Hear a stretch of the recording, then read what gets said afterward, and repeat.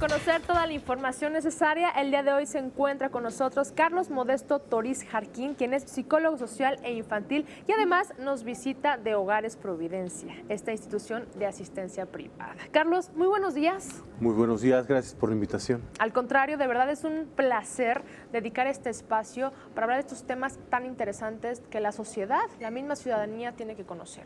Platícanos acerca de la situación actual. Niños, niñas y adolescentes en situación de calle. ¿Cuáles son los factores principales que los orillan a vivir en la calle? Pues bueno, hay una serie de factores multivariables, desde la población callejera. Hace 20 años se entendía, se hablaba de niños y niñas en situación de calle.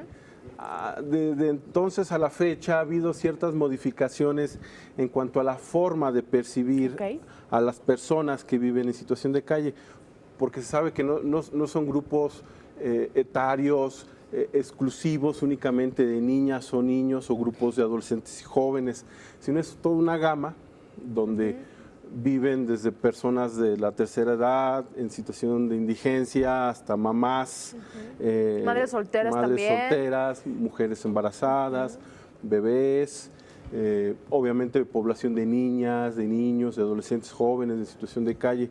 Pues bueno, abarca todo una serie de circunstancias. Básicamente los factores siguen siendo los mismos, es decir, hay grupos o zonas expulsoras de algunos estados de la República, sobre todo del sureste, y que migran de manera interna hacia las ciudades más grandes. Obviamente la megalópolis es una de estas. ¿Para tener una mejor calidad de vida? Antes se pensaba que sí, y sí ha variado mucho la fenomenología de esta cuestión, de este fenómeno social, pues. Pero básicamente se han subsistido, han visto que la calle genera ciertas posibilidades de vivir, de sobrevivir. De supervivencia. De supervivencia, así es.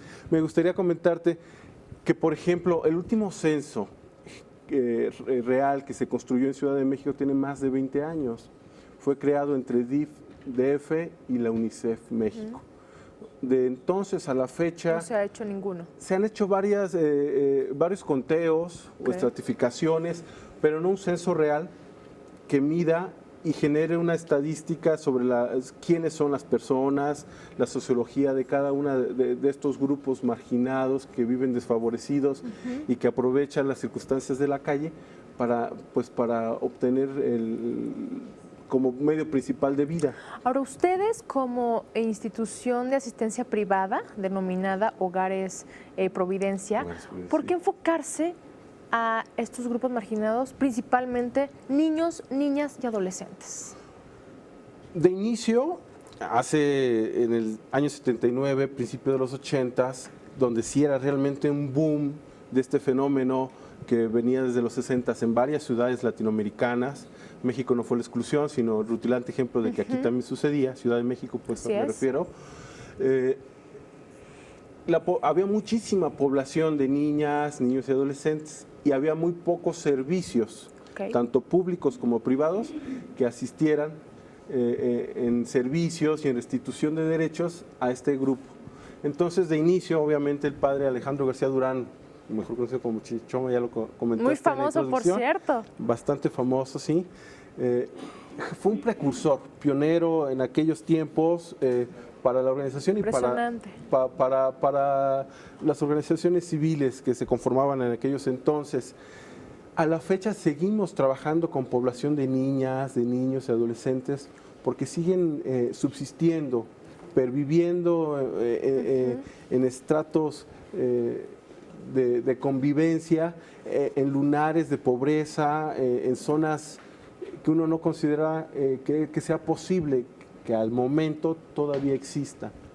Bueno, tenemos una casa hogar, que atendemos en promedio 30 niñas en primera infancia, entre 0 y 5 años, que son las hijas, los hijos de las cuartas, quintas, séptimas generaciones de poblaciones callejeras en la Ciudad de México.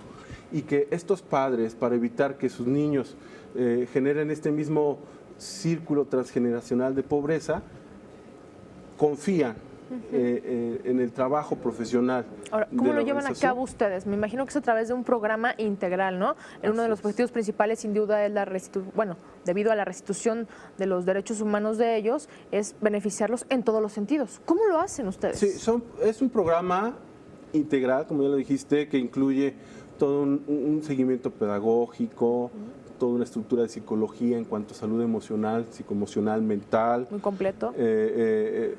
Salud física y nutricional, seguridad alimentaria, obviamente los servicios, socialización, que tiene que ver todo lo que es cultura, deporte, recreación, civismo, espiritualidad, para toda la población de niñas, niños usuarios de los servicios, por un proceso para aquellos que lamentablemente no pueden ser reintegrados a sus núcleos familiares de origen, un proceso de autonomía y vida independiente hacia su vida adulta. Okay. Es un programa que ha modificado sus criterios. Antes teníamos poblaciones que podían permanecer muchísimos años en los servicios y atenciones de la organización. Ahora a la fecha lo que se trabaja es la reintegración familiar como el primer objetivo, la reintegración familiar y comunitaria a sus núcleos familiares y comunitarios de origen. Excelente, pues un tema de verdad que yo creo que nos invita como sociedad a ser responsables, a colaborar con este tipo de instituciones de asistencia privada y sin duda pues es gran parte de la responsabilidad social. Carlos Modesto, te agradezco tu presencia. Al contrario, ustedes y te esperamos por permitirnos este de verdad espacio. muy pronto. Gracias por este tema, por esta información.